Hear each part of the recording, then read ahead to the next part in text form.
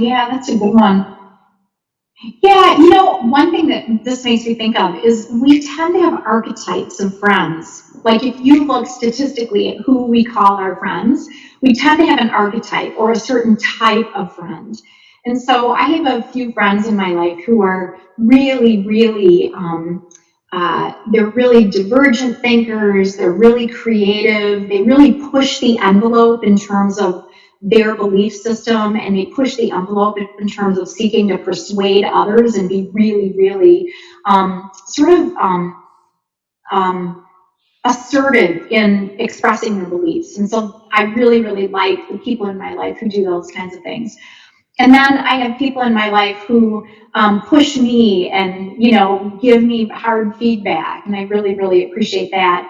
And then I also have people in my life who are kind of safe haven friends, right? Who are just gonna accept me no matter what. And we all need all these kinds of friends, right? And family.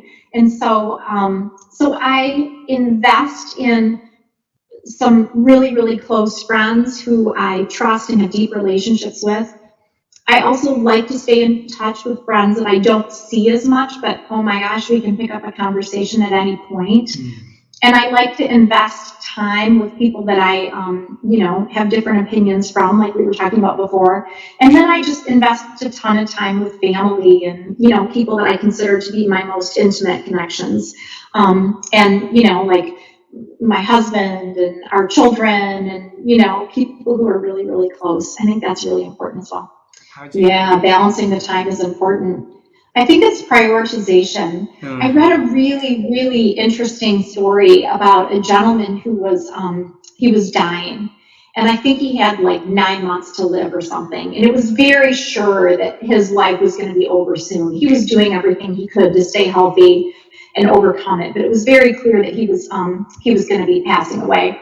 And so he drew concentric circles. And he decided that he wanted to spend time with people who were farthest out in his network. He wanted to do that right away when he had more time. And then as he got less time to live, he decided that he would spend his time with people who were closer in terms of his circles, right?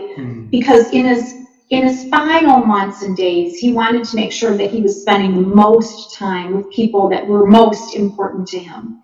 And so I think that's a really interesting way to think about how we spend our time. Like I've got people in that further out ring, right? The tertiary ring of relationships. And I might see them, I don't know, once a quarter or once a month, something like that.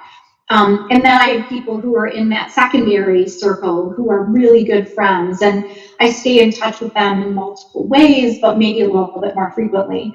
And the people who are closest, really, really close friends and family, are the people that I want to see most in terms of how I make time. So I just think that that's a really interesting way to think about it, is sort of primary, secondary, and tertiary relationships. And I don't know that I think about that in a systematic way. I'm definitely not, planning out my calendar based on that. But conceptually, I think that's kind of how it works in terms of how we're intentional about spending time where we want to spend time, but also not in a way that completely will overwhelm us.